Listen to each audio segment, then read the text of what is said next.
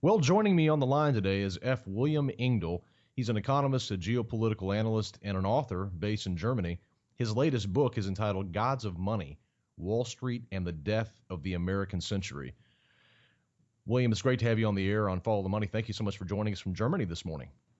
I'm glad to be with you, Jerry.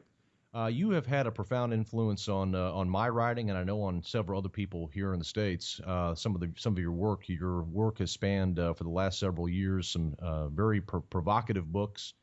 This latest book, in particular, I believe, has a lot to say about this current economic crisis. It basically in the book you describe how the U.S. dollar financial system, which has been getting a lot of attention lately Yeah. even from obscure places that normally would never even investigate it. The dollar financial system, you say, came fully into being and into power, not after Bretton Woods, as many of us have previously thought, but actually after what event, sir? Well, Bretton Woods was the economic conference that set up the post-war dollar system in 1944. And in my view, the real start of that post-war dollar imperium was a year later in August 1945, when President Truman and the U.S. elites made the decision to drop two atomic bombs over the defeated Japanese population, not to kill more Japanese necessarily, although they certainly did that in horrendous numbers, but to send a signal to the entire world: we are the bully on the block. We are the new empire. We are the new superpower, and we'll use whatever weapons we have to make that point.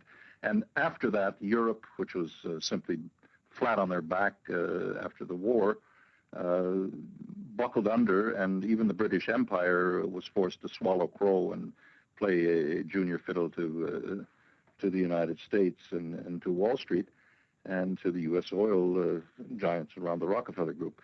So really, the point about the dollar system, you can throw out all your economics 101, Paul Samuelson and other textbook, Keynes, Milton Friedman, and so, because it's all propaganda and ideology. The real point about the financial system is political power and control over people's everyday lives. And that's the point I try to make in the book, that it's a geopolitical process. It's a political and a power process. It's not a technical financial thing. So the book really deals a lot with the background to the creation of the Cold War, what the financial pillar has been in the last 65 years of the dollar system, and that is what Henry Luce, the founder of Time Life, called the American century, essentially the American empire, as they proclaimed it on the eve of the beginning of U.S. entry into World War II. So even before the war had been finished, at the very start of the U.S. entry, the American elites around Yale, Harvard, Princeton, Wall Street, and so forth were proclaiming an American century. And they were actually rather clever about it, Jerry. They said they had a top secret study group at the Council on Foreign Relations that was financed by the Rockefeller Foundation, and it was called the War and Peace Studies. People can look that up on the Rockefeller website, Foundation website. And in the War and Peace Studies, they brought together a team of the best and the brightest. It was top secret. Most of them later went to run the State Department. And in 1939, they began planning the post-war world that would be an American empire. But they said one interesting thing, just to conclude this point. They said, we're not going to make the mistake that the British and the Europeans made, the French and the Belgians. And so we won't call ours an empire. Americans don't like to think of themselves as imperialists. They like to think of themselves as benevolent, well-meaning, and most Americans are.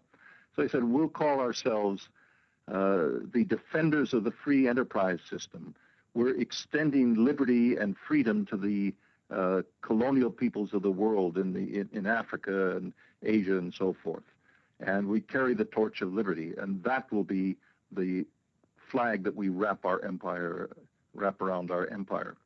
So it's actually one of the most diabolical and one of the most effective deception operations, I think, in modern history.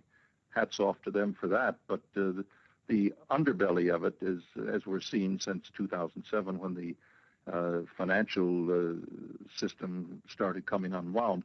The underbelly of it is raw power, and that's why American taxpayers have been forced to cough up trillions of dollars for 6 or 7 giant mega banks on Wall Street that ought to be nationalized and put out of business in a financial euthanasia operation by the government, and save the taxpayers several $trillion that they could well use to rebuild the American economy instead of Wall Street speculators. You make a very good point there about the reluctant empire that America has. I think that you're right about the people of America. I don't think that most of them, in fact, I would say probably 99% of them, don't actually view this necessarily as an empire because they've been told it's not an empire. They've been told it's just a democracy. It's it's here. We're the good guys. We wear the white hats. That's what we grew up being fed on the television, on everything.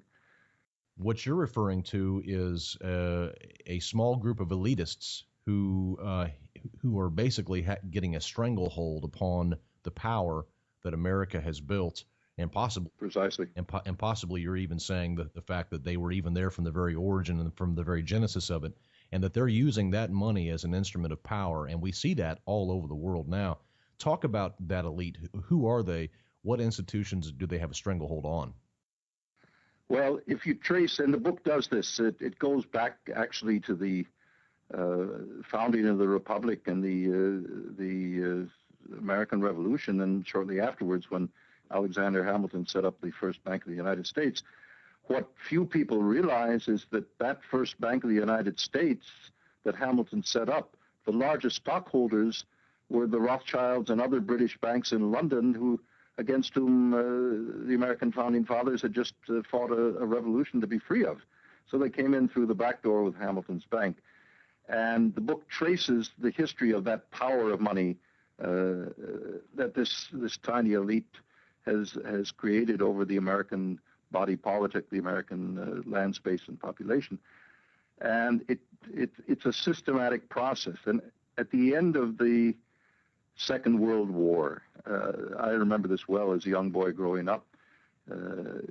At the end of the Second World War, there was a lot of breathing space inside the United States. It wasn't by any means perfect, but there was a lot more breathing space. We had the best factories, the most modern industry on the planet. We were exporting to Europe so that they could rebuild their economies. We had the world's monetary gold. We had something like 65-70% of the world's monetary gold. So the dollar was king. There was nothing stronger, nothing more reliable up until 1971. And ever since 1971, when Nixon took the dollar off the gold exchange, the dollar's been worth only the military might of the United States as sole superpower, or as the most powerful military force on the planet. So as I like to say in my talks around Europe, the dollar is no longer, since 1971, backed by gold. Today, that dollar is backed by F-16s and Abrams tanks. It's raw military force, and that's what the post 9/11 U.S. Politics has been all about. Raw military force on the rest of the world to say no one is allowed to create a combination of interests that could challenge the sole power of the United States. To my mind, that's not what I was brought up on in terms of the American Constitution or the idea of democracy and freedom in a republic where people are free to argue and debate real issues. So that's one of the motivations that drives me to write the books I write. And I think people deserve to realize a little bit what's behind the surface on the reality that they're presented with in this Teflon media world called the United States media. You also bring up a great point about the whole euro crisis. Talk to us about the inception of the euro crisis and the entanglement with the U.S. financial system and all of that. Sure. Well, if you go back in 2002, a tiny little country, one of the smallest in the 26 countries that make up the European Union here, Greece fudged its books in order to qualify to get into the euro. The reason was that the Greek banks and the Greek politicians said, if we can get into the euro, automatically interest rates will drop because we'll have the backing of the strongest economy in Europe and one of the strongest in the world, Germany. So they got in, and the way they got in is Goldman Sachs worked with them secretly to make some derivative shenanigans that postponed real debt, and there's a limit on the amount of state debt that a country can have in order to qualify for the euro so that it's not out of control like some Central American banana republic or something.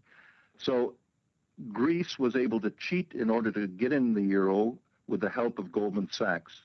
So Goldman Sachs, since 2002, knew exactly where the bones were buried in terms of the weak links of the whole euro construct.